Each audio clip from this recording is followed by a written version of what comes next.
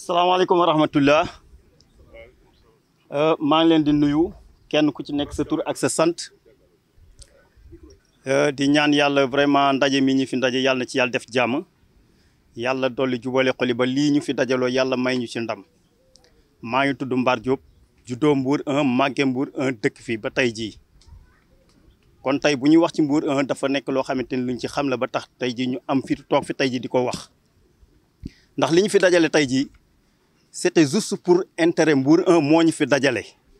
ndax tey kenn ku nekk xam nga ne fa nga dëkk boo sañoon mooy gën ci gox yi yàlla suñu borom bi dogal na nag xëy na boobu ba léegi ñi ngi jéem di wax waaye ba léegi dara sotteegul ba tax lii ñu fi junjoon ci li nga xamante ni maire bii di nekk suñu maire gox bi moom la fi commencé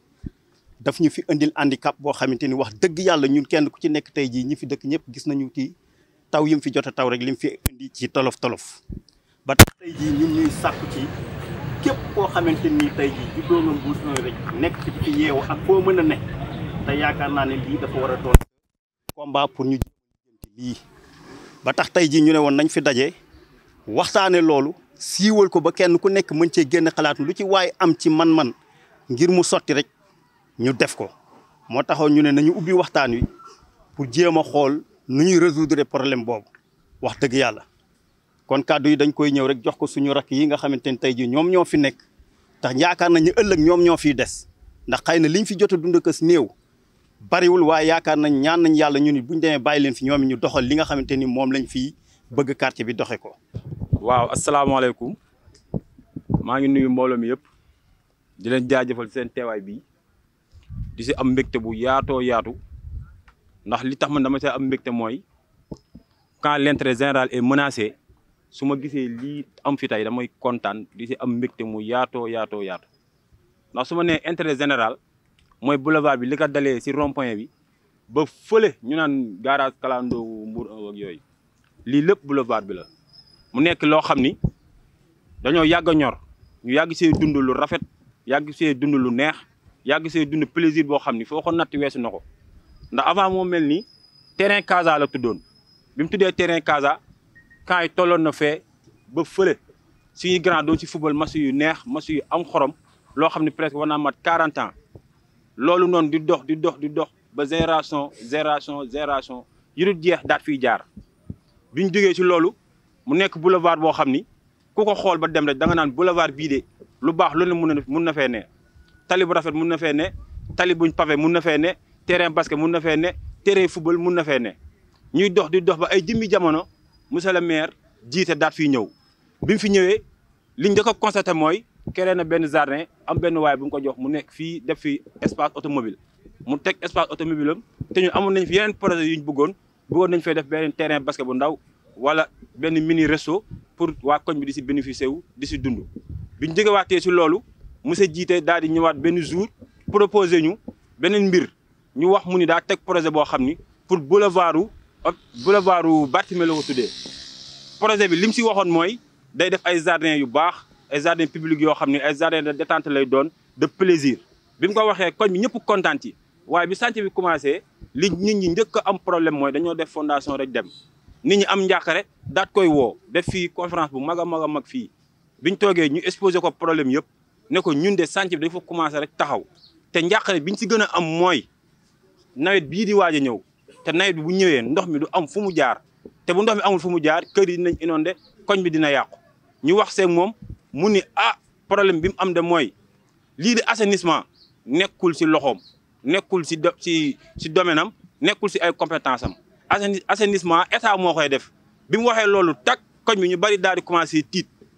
ne monsieur le maire loolu jaaxal nañu ndax buñ ne da ngay defar rue bi pavé ko def fi ay jardin def fi ay terrain ba pare nga ni prévoir assainissement loolu dina diis lool te dina metti lool gars yi commencé am njàqare boobu di ko lijjanti jugee guñ ci loolu nawet bi ñëw mu commencé taa ndox mi mënatul jàll ñu pare si loolu fan yii nii li gën a waral coow li gën a waral mbir mi gën a yaatu mooy terrain bii nga xam ni nekk na terrain boo xam ni Mbour 1 moomatu ko ñun biñ demee ba xam ni Mbour 1 amatul benn espace vert espace yëpp utiliser nañ ko lii rek lañ dese suñuy xale si la ñuy fowe ñun ñi si la ñuy fowe suñuy mag si la ñuy fowe te terrain bi nekk na loo xam ni lii nga xam ne mooy ASC Diankéne bokkatuñ terrain bi ak ñun kase ak ñun moomatuñ terrain bi ñun kase waa ASC Diankéne ñun ak ñoom ñoo ko bokk kon léegi koñ bi yaatu na yaatu ba nga xam ne yamatul si Casa terrain bi waa Diankéne liñ ci am ñun moom lañ ci am moomatuñ ko mu nekk loo xam ni dañ koo bokk bu yaatoo bay bëgg a dee suñuy xale si la ñuy foo suñuy mag si la ñuy foo comme ni ma ko waxee li ma si gën a métti nag ba métti ma si mooy monsieur le maire dafa taxaw fan yi ne day privatiser terrain bi privatisation boobu noonu mu bëgg wax dëgg yàlla ànduñu si mënuñu ko bëgguñu ko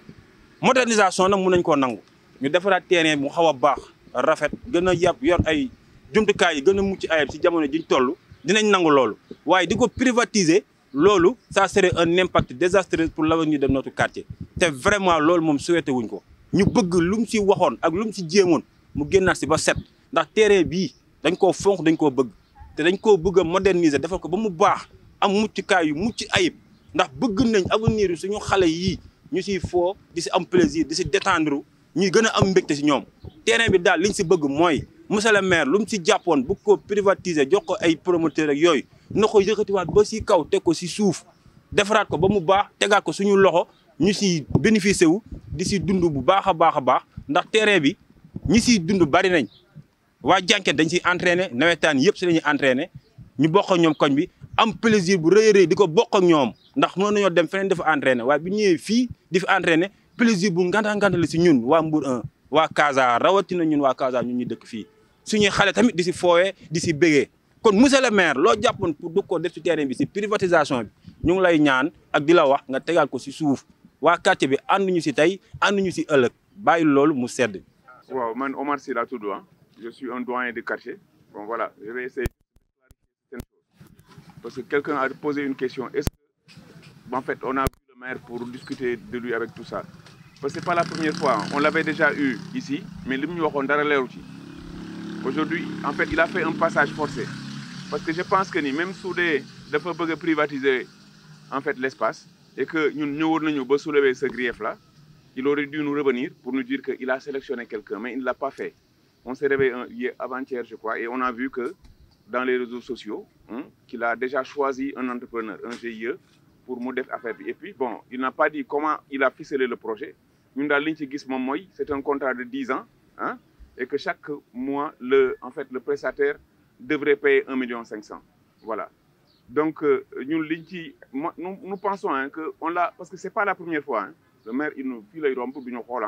voilà même la dernière fois bi muy bëgg a inaugurer ces travaux là nous on a voulu prendre la parole ils ont dit que bon voilà on ne pouvait pas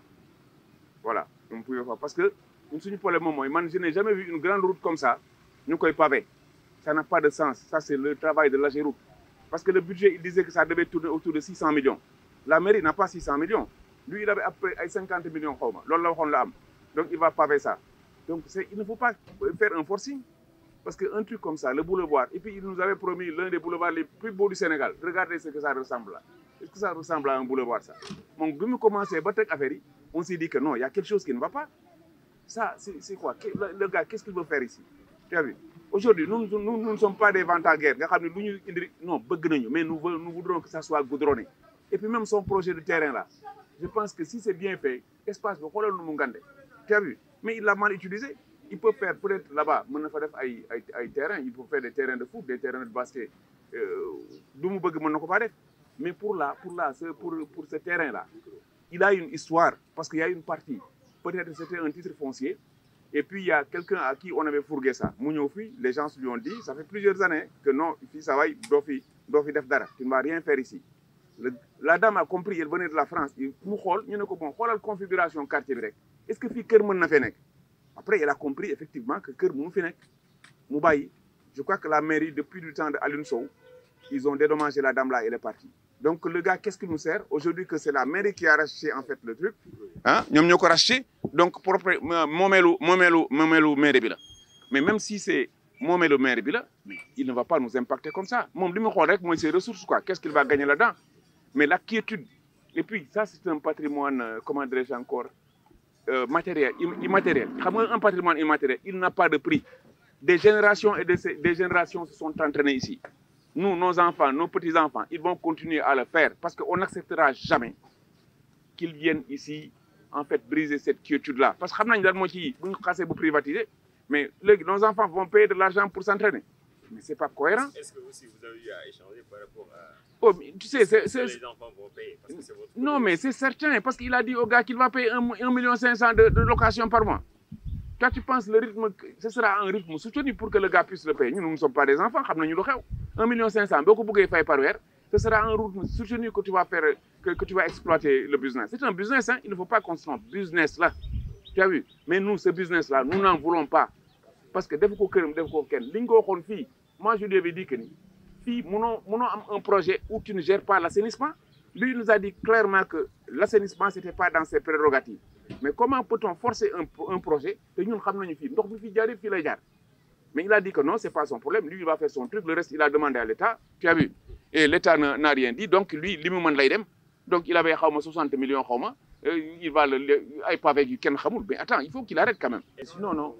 au-delà, on va initier des pétitions.